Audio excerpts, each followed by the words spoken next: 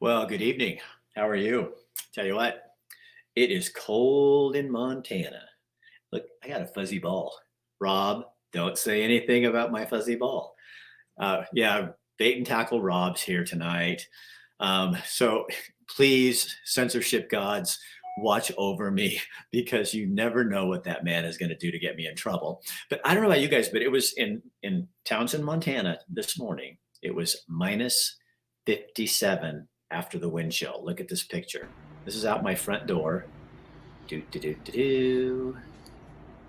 Do, do, do. So it doesn't look like much snow, but what happens is it builds up into these little drifts.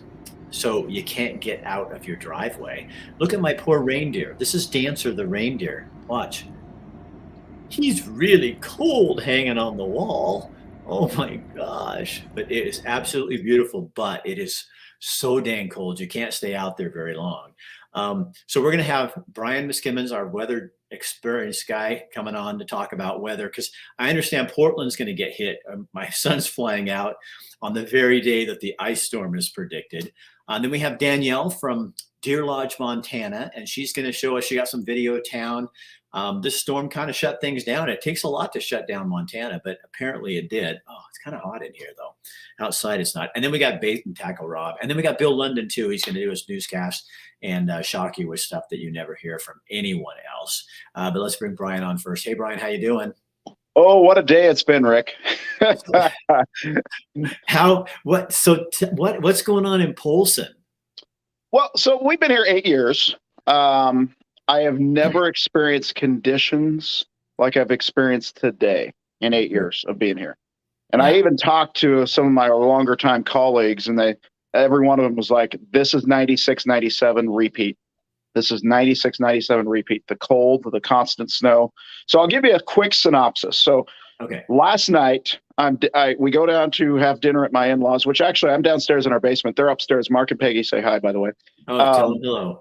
And I got a front wheel drive sedan, gets around great in the snow, studs on it and everything. I go to leave their place, sunk.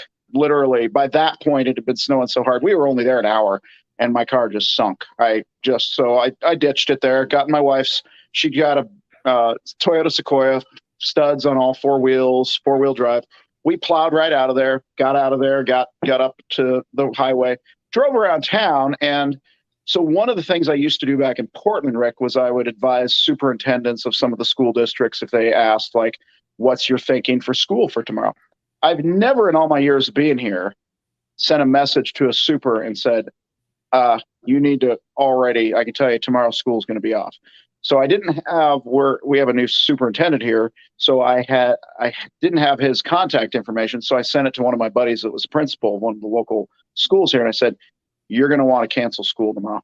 And I said, I don't say that. I don't take that lightly. And so got sent into the super, and by about 5 o'clock this morning, no call had been made yet. But in the meantime, 4:30, I venture out the garage, start down our road. Our road has never been drifted in. It was drifted in this morning. Okay, let me show you something. Ours got drifted in, and then we went out because my wife was demmed and determined we were going to get out of here. And so we shoveled out these 3 sections of 2 foot long. This is us driving out. So this is what happens in Montana. You get these big drifts, so it's fine for a while, and then it is just huge, and you just put it in 4 low, and you haul ass out that driveway. This is the second one, and then up here it was so deep, we made a right-hand turn into the grass on the edge of our property, so we didn't have to go through that big deep section. And when we came back like 3 hours later, it was all covered up again, and I just hauled ass down the hill and stuff. Okay, and that's all you can do. So this morning, I made my way. I got up to the highway, and the highway was actually pretty good. The plow crews had been out, but then the road that leads to our radio station group is an east-west situated road, and there's this huge open field next to it. And so anytime you get snow and wind, it tends to drift over a little bit. And I've seen snow drifts out there like 4 feet sometimes, but the road is so wide, you can always go far enough to the side to kind of like what you were talking about. You're kind of just bouncing, you bomb through, for lack of a better term. Right. So I get up to the intersection. I see my colleague sitting there with his hazards on. He was just getting there, and he drives a little bit smaller SUV than me. And I said, hey, you want me to try to give it a go? And he goes, yeah, I guess so. But you couldn't really tell because it was still so dark. Like, how deep are these snowdrifts? Right. You don't know. So I make it maybe, and I'm talking maybe 20 to 25 feet in, and the car just sinks. And literally up to the wheel wells in snow. And I look up the road, and here's a car that is completely snowed over. The snow is drifted over this car. There's another car behind it, hazards on. And I looked at my colleague and I said, I'm stuck. He had kind of hung back. He wanted to see how I was going to do. So his car was unstuck. I call a buddy of mine that I knew was plowing in town. Any chance you can just buzz out here in the next 30 minutes and just yank me out of here to get me back to the highway? So he comes out about 15 minutes later, yanks me back to the highway. So then we said, okay, let's make a different plan. Let's go ditch one car back at my house in Polson, and then we'll just pile in one car and we'll go over the back way, because usually the back way isn't as bad. So we did that. We had another colleague that always goes that way in the morning. He then calls us about 10 minutes later and he goes, I'm in the ditch. And so we're like, okay, where are you at? And so he's telling us, and I told my colleague, I said, okay, he's between Reservoir and Caffrey. So I said, that's exactly where I figured we might see some problems. So we'll just see how far we get. And then, if we have to park off to the side, we can hike it in. So we pick him up, we find him, we pick him up, and we keep going. But by this point, the visibility is no further than 10 feet in front of your car. Yeah. The snow and the blinding snow is so severe. It's just coming across. And so you can't tell, how they tell you not to drive across a flooded road? Same thing with the snow. You couldn't tell where the road started, where the road ended. Yeah. And what's the yellow line, huh? And so my colleague, he does the best he can. We're driving his car, and literally it's just, and all of a sudden you just feel the car get sucked in, and we were done. So Brian, tell me something. Yeah. So is this going to get, because I'm new to Montana, what's the forecast? And isn't Oregon expecting some pretty crappy weather coming up here too? Oh, it's all across. So this front actually just today, Rick, that brought us all this lovely weather outside, it actually just got sucked down the gorge today. And so, of course, you remember from living in Oregon, once it gets sucked down the gorge, it gets to the I-5 corridor, all bets are off. And so you bring in these, in fact, I just checked temperatures along the I-5 corridor a couple hours ago, and everybody had dropped into the 20s to near 30 near the gorge, and then outlying, like you got away from the gorge, and it was into the 30s. And this is the key thing. I'm watching dew points are just plummeting because the air is so dry. So there's a place called, are you ready for this? I had to double check it. Chicken, Alaska. Tuesday morning. That's where Rob was born, actually. Who was? Who was born there? Rob, bait and tackle Rob, who's coming on in the green room flipping me off right now. But I think he was born in Chicken Legs, it was Chicken Legs, Alaska. That's what it was. It could be the same. It could be the same town. They were 62 below zero on Tuesday morning, Rick. And that's where all this air is coming from. You know what I love about this job?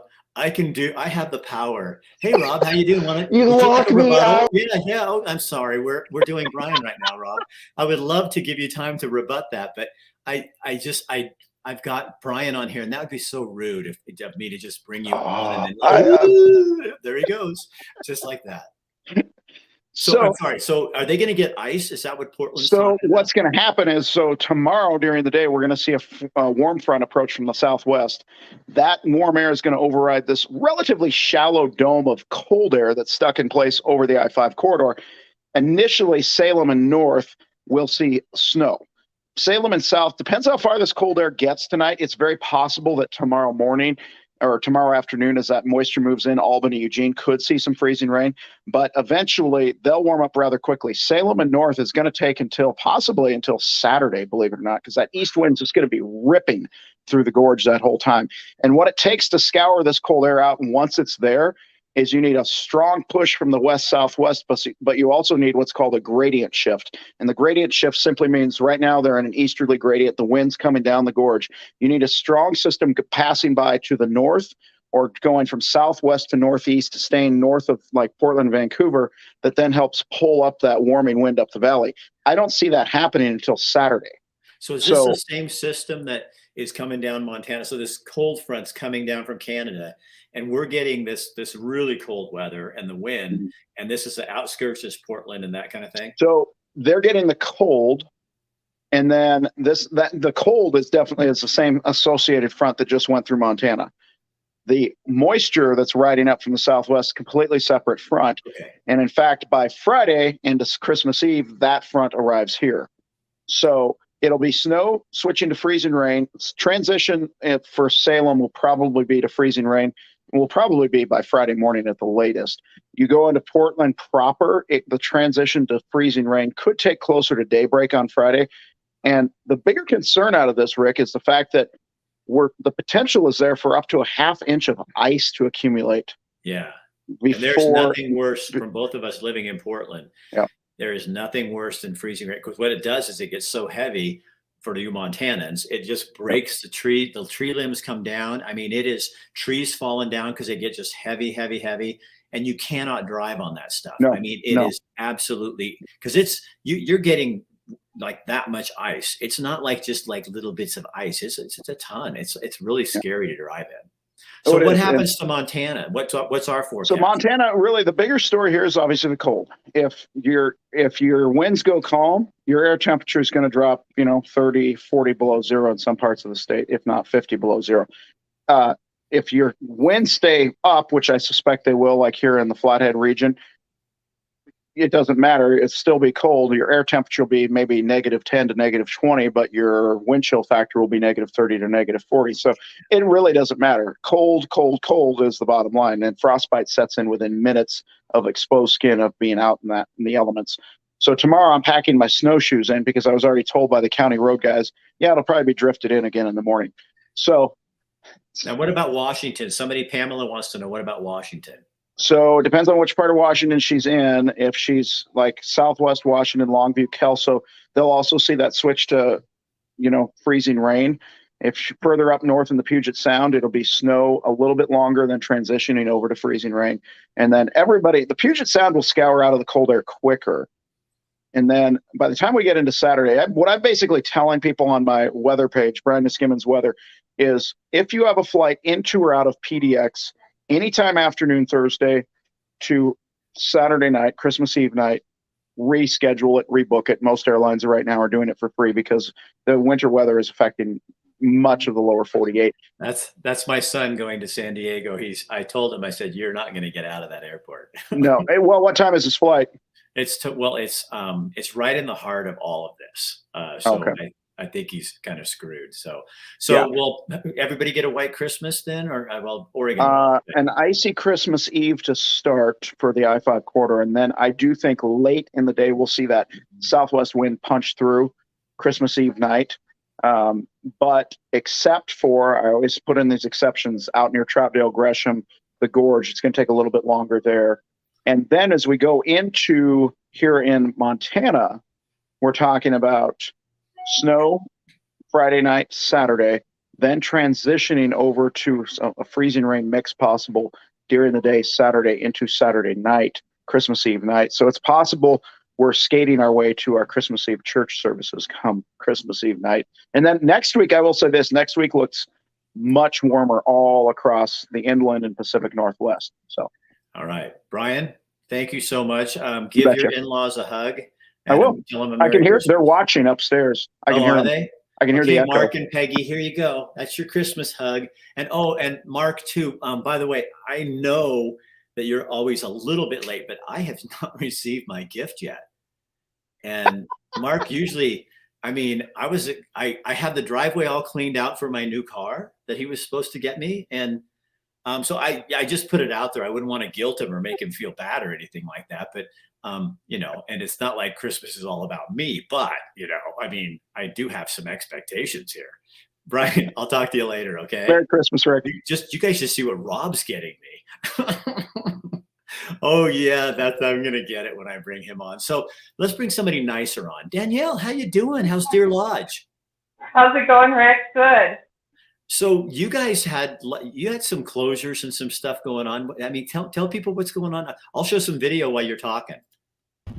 So yesterday, our schools closed, and that's the first time in a long time that's really never happened. got severe driving conditions in our rural spots outside of Deer Lodge, and we've also got, right now, the wind has calmed down and we have less snow. So, and like Brian said, we're supposed to have more snow on its way. So it looks really nice right now, but it is extremely dangerously cold outside. So the current temperature is negative 15 degrees with a real feel of negative 33. So with wind gusts up to 11 miles an hour. So, and it's, it's kind of funny because here in Montana, us moving here, probably for Deer Lodge, snow and stuff is not that big a deal. This storm is just really, it's that bitter cold that's really taken its toll. It's really thrown a ripple into our community, absolutely. And with the ranchers and the people that are in agriculture, they just have to kind of push on and go on their day. They don't get to stay home at all. Yeah, I have a neighbor who used to have a farm, and he's a ranch, and he said, yeah, I remember in '97 when it was so bad, we were out there for 2 weeks, and we had to. You don't think about this. They had to break the water, the pond water, and you're getting 3 and 4 inches of ice on there to break it so the animals have something to drink. Oh, absolutely. They're out there 24/7 making sure their animals are well fed and warm, and absolutely. So what's the big thing in Deer Lodge this week? What's going on that everybody needs to know about? It's Christmas, obviously, but what is Christmas like in Deer Lodge? Christmas in Deer Lodge is all about, well, like tonight, we are opening up at 7:30 at the Cutler Brothers Theater for their last couple shows of Home Alone 2. So that's what's happening right now. And as you can see, there's going to be people coming around me right now, and the actors are all coming to get ready for their call that's at 7:30. So businesses and things close down, ranchers don't. Life changes a little, but you still got to get together. So on a Christmas, go ahead. Oh yeah, absolutely. There's school closures, but we're still moving around and we're still doing our thing in Deer Lodge. We're down at the tap room. We're down at the bars. We're at Live Theater right now, and it's Wednesday, and that's just our everyday. So this isn't nothing new, but it is a ripple of a storm that kind of hit us hard. Montana, what I really like, Danielle, about Montana is the extremes. Somebody wrote on my page after seeing my video, and they said, oh, I bet Oregon's looking better now. And it's like, and it's not about whether Oregon looks better, but it's like, no, I came here because I want the extreme. I mean, it takes when you live a hard life and you have that, you also find this different kind of joy. And it's not for everybody, but I think no, it's not. And when you get on the road onto the on-ramp to go to get on the road to get to work, to go into town, you're just like, throw on the music, enjoy it, sit back, and just glide into town. We kind of look at it, yeah. You put on a little a little country music, and you get behind the wheel of your car, and you just go, have your heart broken and get your dog kicked and find your cow. Oh yeah. We just take it as a grain of salt and enjoy it. So. All right, Danielle, thank you so much. And if people want to find out more about what you're doing in Deer Lodge, what's your Facebook page again? It's the Deer Lodge News Network Facebook page. Go ahead and check us out. All right, Danielle, I'll talk to you later. Have a Merry Christmas, okay? Merry Christmas to you too, Rick. Thank you. You're welcome. See you later. And you guys, what I forgot to do in all the excitement over weather is tell you who our sponsors are. Chris Dental Family Dentistry, where everyone is welcome. And now is a really good time to get in there before the end of the year. If you've got your deductible met, your insurance company that, if you have some pain, or that you have a crown that needs to be replaced, get that scheduled, get in there and get that done. Dr. Bratlin's a big sponsor. We love him. He does a lot of cool stuff. At the end, I'm going to play some videos from each of these folks, but I want to keep on with the program, and they're all on that. Albert Taylor, Endless Possibilities. We're going to have Mark on here with the group a little bit, talking about if you're looking for a career change, a job that really matters, something that you want to do. Working with people with different abilities is one heck of a way to do that. And they're another one of our sponsors. And then also JDEV Investment. This is Jim St. Clair and Daniel Basaraba. And he is Daniel is how I found Dan. Daniel is how I found Danielle. Oh God, there's too many Dannies in my life. He used to live in Anaconda. He's now in Oregon. He's a businessman in Eugene. He owns, what he does is takes businesses and revamps them. In commercial properties like Jim's Landing over in Springfield. It was a big piece of shit building and sat there with, it was a strip club and all kinds of crap over the years. He gets it, creates a beautiful space with living places on the top, and George and Violet's is in the bottom. In fact, they're going to be on the show the Monday after Christmas, a steakhouse in Springfield, as he's sponsoring that. But I thought it'd be fun to put him on a sponsor since he and Danny are friends. So from way back in school days. So that's our third sponsor. I guess I can stall no longer because here we go. You know, so, okay, Rob, it's your turn. I have demands, Rick. You have demands? I did not, coming out of the show earlier, I did not have demands. I now have demands. There's really only two. Henceforth and moving forever forward, I don't ever want to hear in your show the terms fuzzy ball and or sucked down the gorge. I don't ever want to hear these again. I don't think you can legally do that. It's the internet, but you know, Rob, he who last time he was on our show referred to the past tense of the tweet, and you can't say that on my show either. I'm just saying. But I thought because it goes tweet. I won't. There's tweet, there's twit, and then you kind of go through the vowels, and it's like a vowel movement. And I assume the past tense of tweet was an adjective you can use to explain Kate Brown at the same time. From here forward, please have your vowel movement before you come on the show. And sometimes you. So if you guys don't know why Rob's here, I don't know why I'm here. Community service. Rob does a podcast down in Charleston, and we're just friends, and he always has kind of a different outlook, and people, for some reason, there's people that like him. And I don't. What? I'm running out of money to give people to like me. And just so you know, he lives in South Charleston. That's why he has that Southern accent. I don't live in where'd you say it's from? Like Pigeon Leg, Alaska, or some kind of nonsense were you making up? Chicken Legs, Alaska. It was actually called Chicken Alaska, but I put the legs on there just because I kind of figured. I'll be honest, Rick. If I was jumping in the pool right now, I would have chicken legs. Since I moved to Oregon, they don't get a whole bunch of sunshine. I'll tell you what. Now, talk about something. Liz says the reason you're on the show is because he's funny. Thank you, Liz. Thank you. Thank you. Liz is kissing up to the guest. Somebody has to. The abuse I get. I mean, I could probably file some kind of complaint somewhere. I'm sure there's an agency or an organization that would look at, man, like that Rick really abuses you. Yeah. Oh, I'm sure that you can find somebody on the. Maybe in the progressive world, someone would do that. There actually would be, but then they're going to just look at me and they're going to look back into my history and go, oh yeah, no, we're not on this guy's team. I want to talk to you about Montana extremes. You were talking about the extremes of Montana. Okay. A number of years ago, I was fishing and I can't remember where it was. If I saw it on a map, I could point to it. But somewhere in northern Montana, I was there for about a week, and I think it was later in the season. It was kind of late summer coming into fall, and it was the most bizarre thing because in the day, you'd be wearing flip-flops and shorts, and the sun is pounding down on you. It's 110 degrees, and then when you got up the following morning, it was like 32 degrees, and things were freezing, and it was just this incredible shift. And that's part of Montana. Now you talk about the cold. I've done a lot of oil field engineering jobs and oil field jobs all over the continent. And some of the worst ones I ever had to do were in Montana, in northern Canada, and places like that. And you cannot describe to people, there are not enough adjectives to describe to people what that cold feels like and what that snow is like and that crunching under your feet. Like I'm looking at the videos and I'm watching y'all and I'm like, oh man, that looks like fun. And then 5 minutes later, I'm like, no, I've already had enough. I've watched enough of it.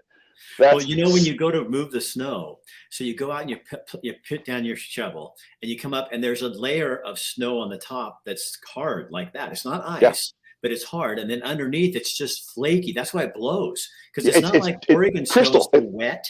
Right. It's crystalline. It's crystalline is what it is. Yeah. It doesn't stick on, and now because it's so cold, it's sticking on trees. But normally when it snows here, you don't see it sticking on the trees. Like we were in Missoula last week, and Kathy and I, it's a little warmer. It's more like Oregon to me over there, and on the other side of the Continental Divide. And it's kind of like the difference between Eastern Oregon and Western Oregon. And the snow was sticking on the trees. I go, now that feels normal.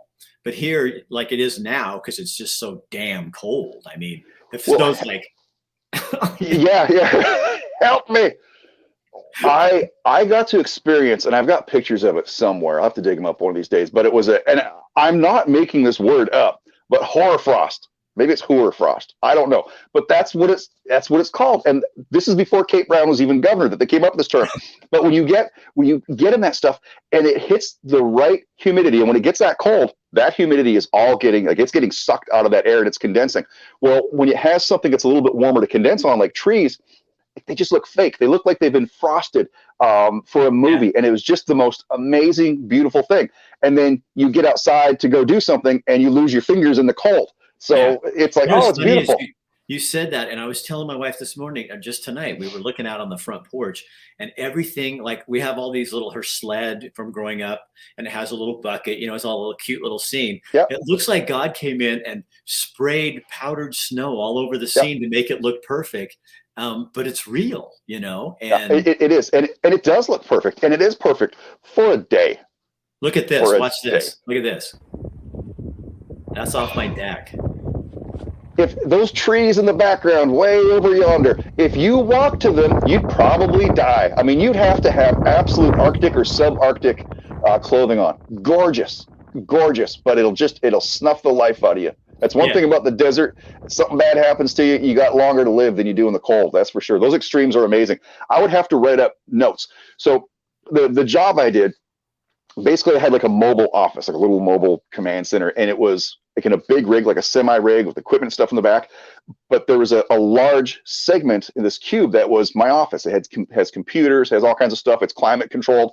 And even with the heaters on high and these big rigs revved up, like the PTOs kicked in and everything kicked up, the governor's up. If I had to write something down, I'd have to take my pen, unzip all my stuff, shove it under my arm. Like this isn't a running vehicle. It's been running for days to get it warm enough that I could actually take it back out and write some stuff.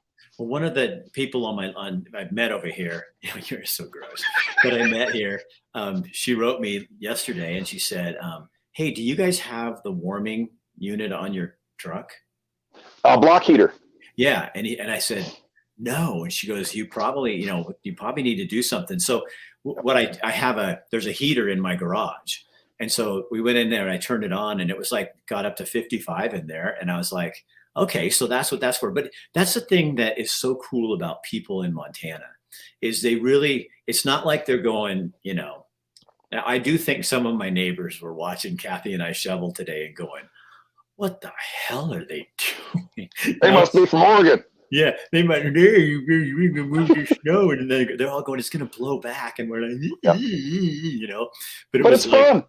But nobody says anything and they just try to help you. You know what I mean? Like, I even have Dancer, the guy that I had a cowboy on, and he's in town, and he wrote me, how you handling this? And I'm doing good. How are you? And so it's people are, they want to make sure that you know what you're doing. And yeah, it's Rob, it is so different. It's just like and I'm not knocking Oregon. I'm just saying, but it's so, it really is that. I was talking to this person today and she said, yeah, I think sometimes maybe some people don't know. They're pretty, people in Montana are a little more reserved and a little more to themselves. They don't share as much as you do. So I think maybe you're freaking some people out because of the stuff you write, and what you do it. But it's like, I think it's just understanding where you live and what you're doing. And I'll tell you, it's just, the people are so warm and friendly here. It's crazy.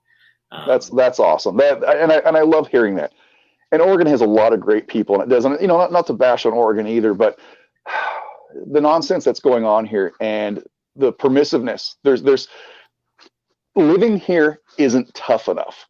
And that's part of it. When you get to harsher climes, like where you're at right now, okay, I want you to be a dirty bum on the sidewalk, panhandling and breaking into people's cars. They're going to find you like a bumsicle in the morning. Go try that in the desert. Snakes or scorpions are going to get you, or you're going to cook to death. Right. Here, in this, it's like I can do whatever I want, man. I'm going to survive. Well, so there's something about that. And I think you understand this too. There is another attitude here where it's like, we will help you, but you have to first show us that you're taking care of yourself. Yep. And Absolutely. nobody, I don't think anybody here would feel like they didn't have to participate in order to get help. And in Oregon, it's like we invite Oregon, you invite people in by drug policies, free care. They can get any. I used to interview these folks, and they'd say, "Hey, we have to pay $100 fine if we get caught with cocaine or methamphetamine. We can get health care." And I still haven't paid my fines. I haven't even paid my fines yet because it's not enforceable. Yeah. So it's everything, like that. And here you wouldn't even think of that. It's like, and I said this to White, and I don't want people to take this the wrong way, because I'm not saying human beings are insects, but it's kind of a good analogy. Is in the winter, when it gets so cold, the weak things don't survive. Correct. So that's why I don't think this is ever going to get taken over, because if people aren't willing to participate and work and are expecting things to happen for them without doing anything, you do not want to come to Montana, North Dakota, South Dakota, Wyoming. You want to stay on the left coast, because that's where you're going to survive and be fine. Don't go to Eastern Oregon either, because it's not going to work there either. It also brings people together. That harsh climate, that tough living brings people together, because you're already kind of the same mindset. Even if you're not, I think you adapt to it. You have to become like that, like I said, in order to survive. And there's that commonality. So you're more apt to actually help someone, because the circumstances surrounding, if you don't help somebody, like if your power goes out and you have you're going to die in 48 hours, Rick. Right. So people are more like, hey, this is more serious. It takes a tougher breed of people to survive the tougher climate. Not that there's not tough people here. And I think it used to be more so with the logging, with the fishing, with all that kind of stuff that they're slowly taking away.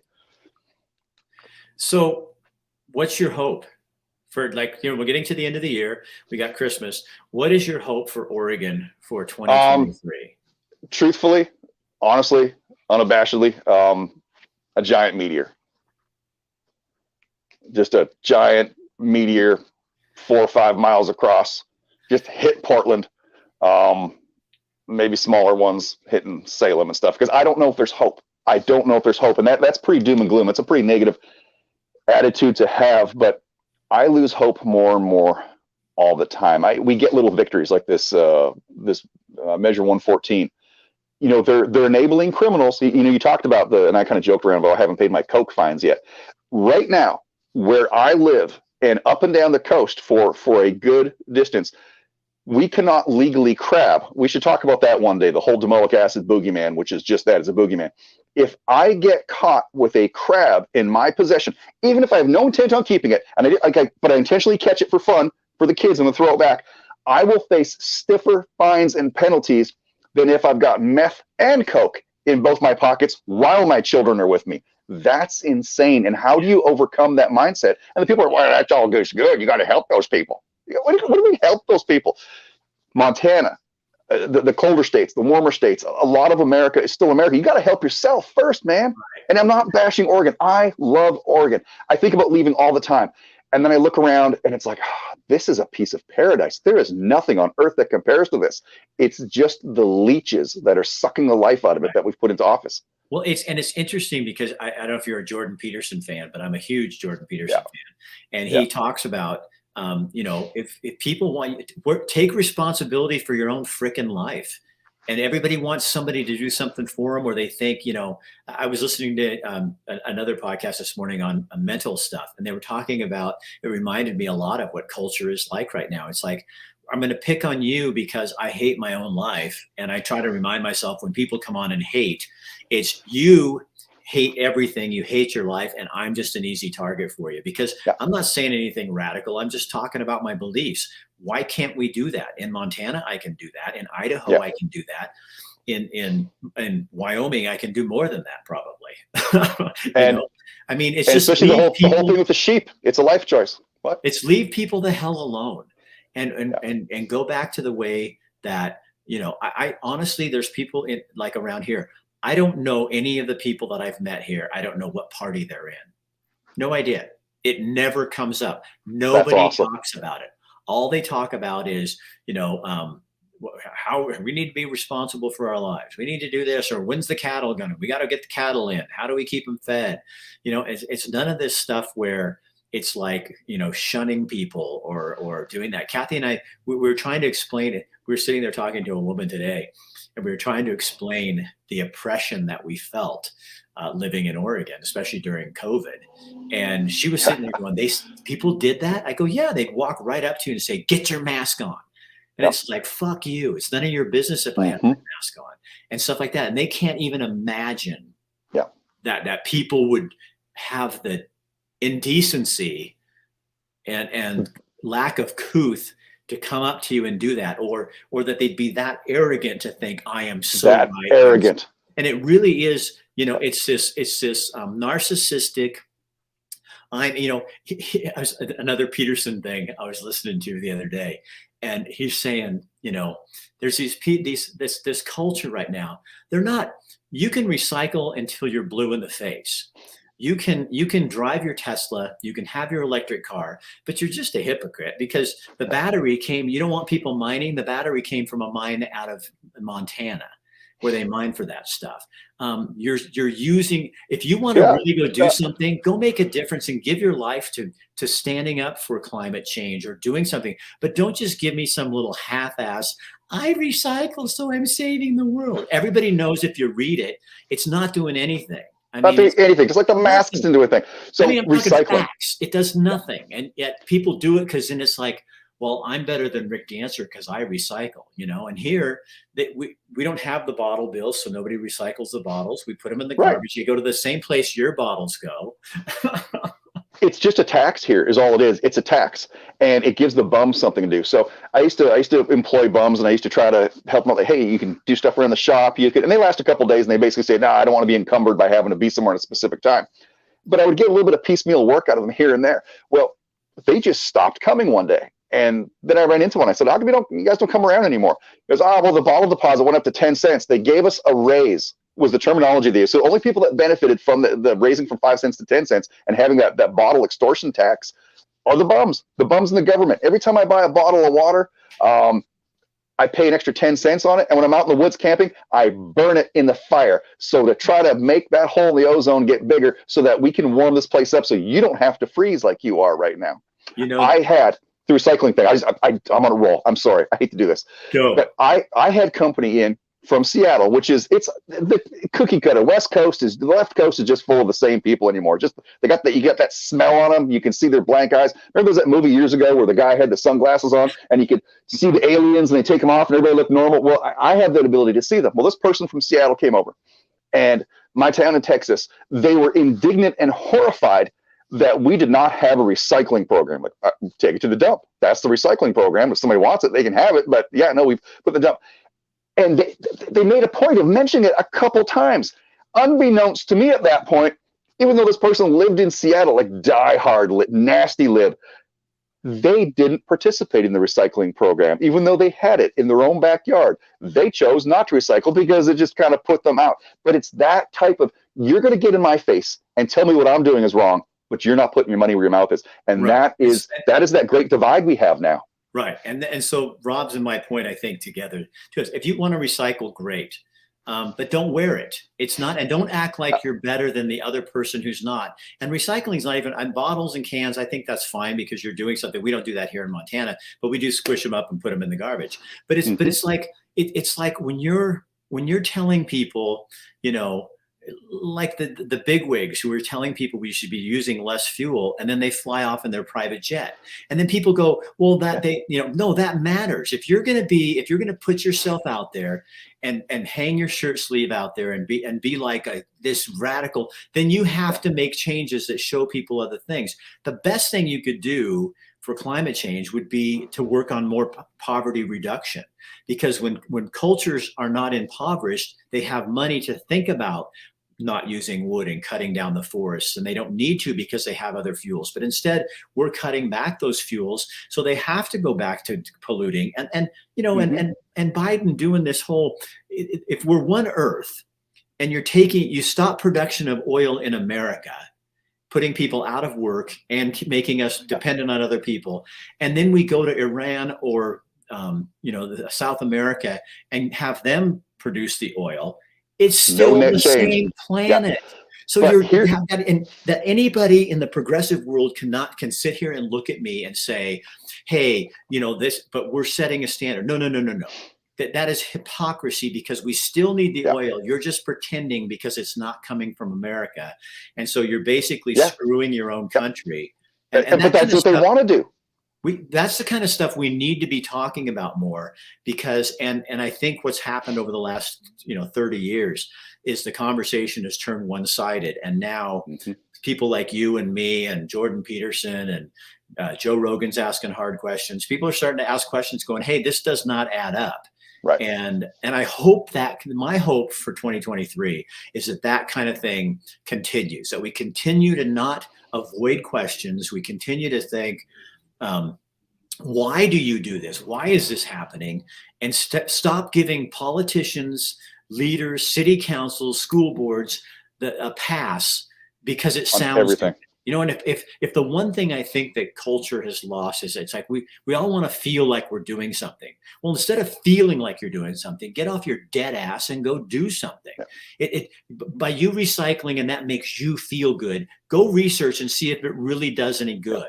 Because if it doesn't, then you can still feel good, but don't wear it on me if I'm not doing it. You know what I mean? Yeah, but it's become a cultural thing. It's an identity thing now, and I don't know if we can change that with those people. Going back to natural resources, our extraction and our methodology of getting oil, of getting gas, of getting coal, of getting any of those things in these United States, and even into Canada and even to Mexico to a lesser degree, are far more efficient and environmentally sound and friendly than any other place on Earth. So if you've got a unit of whatever measurement of unit you want to use and whatever fuel you want to use, you have a unit of fuel that we extract and we produce in America, and you get that unit of fuel from somewhere else, you shut it down here, bring it in from somewhere else, you are actually causing far more damage, quote unquote, because I don't necessarily buy into the narrative of, doom and gloom, the world's going to end, we're all going to overheat. Bring it on, it's winter. We're doing more damage by importing it as opposed to producing it domestically. I think I'm listening to a lot of this stuff because it's super interesting to me, and I've never been that interested in it. But what I was listening to a scientist on a podcast, and he was saying, what people, if you ask people, what is the condition of the world right now, they would have the complete wrong idea. In the 1900s, the lifespan of a male was 32 years old. Now it's 72. So we have doubled the life expectancy, and plants, there are now more green areas in the world than there ever were before. And the carbon, some scientists think that's actually helping because plants feed off of carbon. But you have deserts that are turning into gardens because there's more CO2 in the air and they're able to produce more. The poverty rate in the world is the least it's ever been, ever. I mean, but we have tons to still do because there's still people starving, but they're paying the price for the climate people and their mission. If you really care about people, I think I think a lot of people in that world think that we're a bother. Like there's too many of us and we're a bother. If you let us produce food and let us use fuel to make ammonia, because that's the only way we're going to fertilize all the plants we have enough to feed the world. We could feed the world 8 billion people. I mean, according to the research I'm listening to. And so for people who disagree with us, go find other sources of information and listen to it, and then come back and you can have a conversation with me. I've heard your stuff for years. Now I'm starting to educate myself by listening to other kinds of people, other kinds of information. And quite frankly, the climate agenda does not add up. It seems more like a religion to me than it does any kind of science, because I'm listening to scientists who are taking it apart. And people, not special interest scientists that are getting paid by a particular party or something, who are just you go to somebody that's independent. It's like the whole COVID thing. You go to independent people, 95% of scientists 100% agree with the people that are paying them. And you have to get away and you have to listen to that 5%. You really do, that aren't tied into money. One other thing, Anthony Holding, a friend of mine, is on here bringing up mental health, because I think he was coming from when we were talking about uh, earlier. Here's my problem. Mental health is a huge problem in Oregon. I mean, in the whole country, but let's just focus on Oregon because I know that better because that's where I'm from. But what really irritates me is when the state of Oregon opens the doors to all these transient homeless people, and that then our mentally ill do not get the help that they need. And we've been talking about this forever. So what happens? Why can't, I mean, we are like an amazing culture. We have tons of money that, Yes.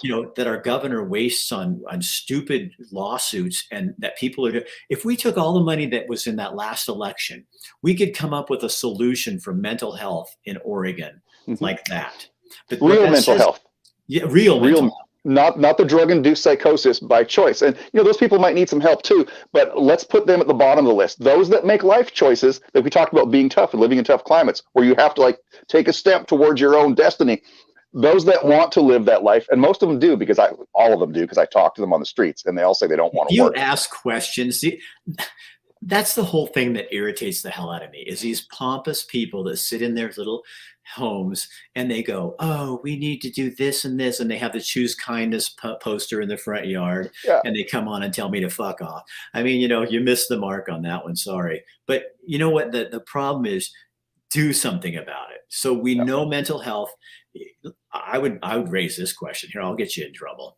So instead of blaming guns for shootings, why don't we start looking at mental health and figure out what the hell is going on out there that's causing people to be so screwed up and so emotionally distraught and not cared for, and that they're doing that. Instead of all the money we waste on trying to put more regulations on an inanimate object, why don't we spend that money and put it into mental health to figure out what the hell are we doing as a culture that's driving people to suicides, to killing people, to school shootings. But no, see, we want the easy way out. So all we want to do is, let's put, and the anti-gun lobby just uses this. Instead of, they don't want to fix the problem.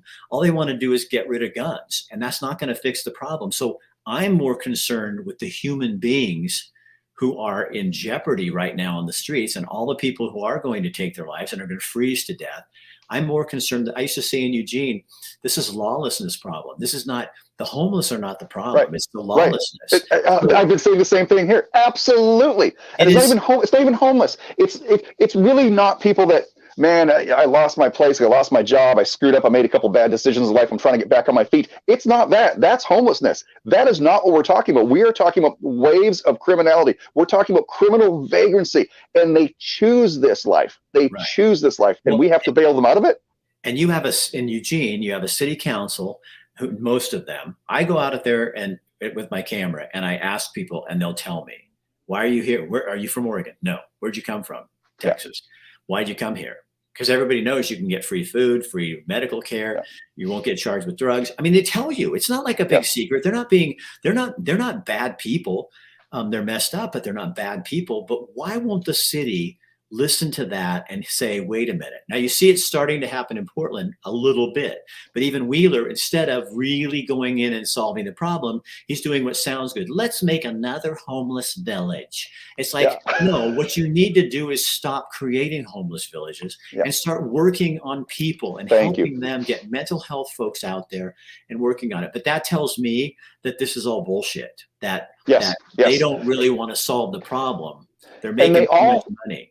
They all feel that they're victims. All the people that are, I don't have a place to live, so that's why I'm on the street. No. You're making your own decisions. But they have that victim mentality. Same thing most of these shooters we're talking about, these people that go and do these horrible, heinous crimes, most of them feel like they've been victimized. And this is their way of getting back at the world. We have to bring back bullying and toxic masculinity. And these are things that, I use them in a way that probably people aren't going to like it, but dig deeper into that. Be tough. Be a man. Sometimes you got to suck it up.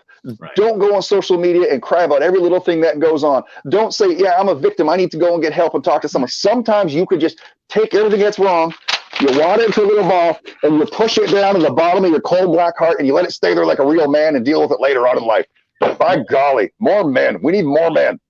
Well, and I would put that on, I know women who are tougher than some of the people I see on Facebook. I mean, Yep. I was going to have Donna Ream on my show the other night. She survived the Dairy Mart killings, and she fought off 4 Satanists who were big guys, and she survived and put them all away. I mean, I got chills. Oh, just hearing that. We need an attitude, where, at some point you do have to buck up or shut up, Yeah. and I think too many people, I mean, let's face it, all of us have hard lives. I mean, this is, our Kathy's and my transition here has been very difficult, but we're smiling because we're doing the right thing. We know we're on the right move. Is everything happening as we wished and thought it would? No, but that's life. But instead of being all whiny about it, it's like people need to go and I think you can sit there and go, oh, everything's like that. Well, then go fix it or shut up, and look how many people didn't vote. How many people in Oregon, all over the country, didn't even bother? We have one of the most important elections ever. Yeah. And you can't even get, and Oregon is especially despicable because the frickin' thing comes to your mailbox. You don't even have to do anything except open it up and then punch the numbers. I mean, there's such a malaise. And that you don't, I mean, look at the number of registered voters who did not participate in that election. And then you think, and I realize people are fed up and all that, but this is not the way you get things to change.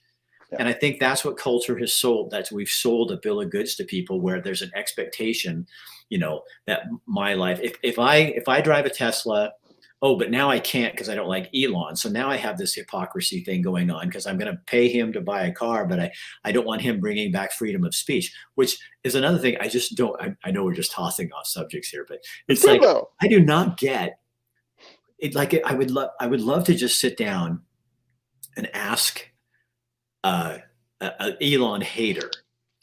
So you say he's bringing back hate speech. Formerly an Elon lover because they loved him a year or two ago. So where's the hate speech? Now, you can't control freedom of speech. You can't control everything. But see, here's the problem. Even journalism teachers, they don't understand what free speech is. And they don't understand what you can't, just because Rob and I are talking about toxic masculinity, you can't say we hate women. It's not what we're talking about. And that's what everybody uses as an excuse. It's like, if you disagree with me, then you're a hater. Well, wait a second. You're a Nazi. You hate me, and you come on here and tell me that you hope that my wife and I get COVID and die. And yet you have a choose kindness sticker in your car. And coexist. You're pointing me as being this person, but you can't even see. So after this podcast I listened to today, anybody who comes on here and has nasty things to say to me, it's like, fuck you. I'm not even going to pay attention because this is your problem, not mine. I'm expressing my opinion and you have the right to express yours, but not about me. Yeah. Not about, don't make it personal. If you can't fight an issue and stick up for recycling, tell me how, show me the research that shows how well it works. Then we can have a conversation. We have a buffer. This social media thing gives us a buffer. So I could be the toughest guy. Rick, you're a piece of crap. I hate your guts because I'm 1,500 miles away and I'm going to get right in your face and I'm going to say it because you're not going to slap it. I know you're not going to slap it. And that's the problem nowadays. We need to get away from this. I will never say anything on Facebook or any social media stream or on here that I would not say to a person's face. And I've said some pretty eyebrow raising stuff. And I've even offered to meet people in back alleys. I've taken it that far. Like, you want to take this to the next level? Let's do it. Win, lose, or draw. Let's get this over with. Now, getting back to politics, the non-involvement, the election cycle lasts 100 years now. And I wonder if there's, and maybe I'm wrong, that just popped in my head right now, is there political burnout? And people are just, I don't even know. I don't even care anymore because it's all you hear. It's all you hear. Whereas your show is fun and nice because you're doing a bunch of different stuff. And radio shows that I've listened to over the years, the ones that really resonated with me, like I can't do the Hannity stuff. I can't do that because it's just politics. I want more about life. That's why I enjoy you. My little shows that I do, I'll ramble like we are right now about 100 different things. A lot of it turns into politics, but then we'll add other stuff to it and the human condition and those fun things. And I think people are, and maybe I'm wrong, are just so burnt out of politics that hands up, I'm walking away. Well, plus I think that we've created a world where you can't really talk about how you feel because and my more liberal friends ask me, Rick, you've changed. I go, no, I didn't change. I said, I always felt this way, but I understood how intolerant you were. And I knew how much you could actually tolerate. And so I hedged what I said so that you would be okay. No kidding. I got chills from that one too, man. That's deep.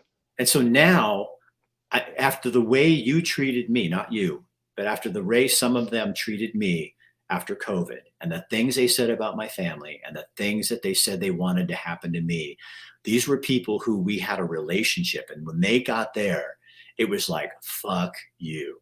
I am not doing this anymore, because now in Montana, I can say what I want to say and how I want to say it. I don't have to, I went to a barber, and she's like, she's a lesbian, really cool lady, tearsed and tatted. And we start talking about COVID and what they did in Oregon. And she's going, bullshit. They can't do that to you. They can't make you get a vaccine. They can't tell you, like this.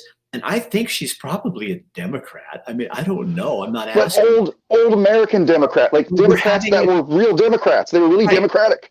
She's still looking at it like, I may be more liberal about my LGBTQ and that kind of stuff, but when it comes to freedom and this, no, she and I are on the same page. And it was like, I sat there, I went home and I said to Kathy, I said, oh my gosh, the whole time she's doing this, I'm going, I wouldn't even talk to my barber Mario and Eugene like that, because I wouldn't know for sure how people were going to take it. And that's what we need to get back to in Oregon, is back to free, independent minded thinking. And I think there are, if you look at the number of non-affiliated voters, they outnumber Democrats. They also outnumber Republicans. Interesting. So I think those people are there.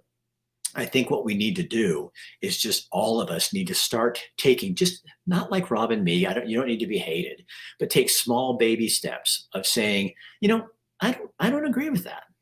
I don't like that.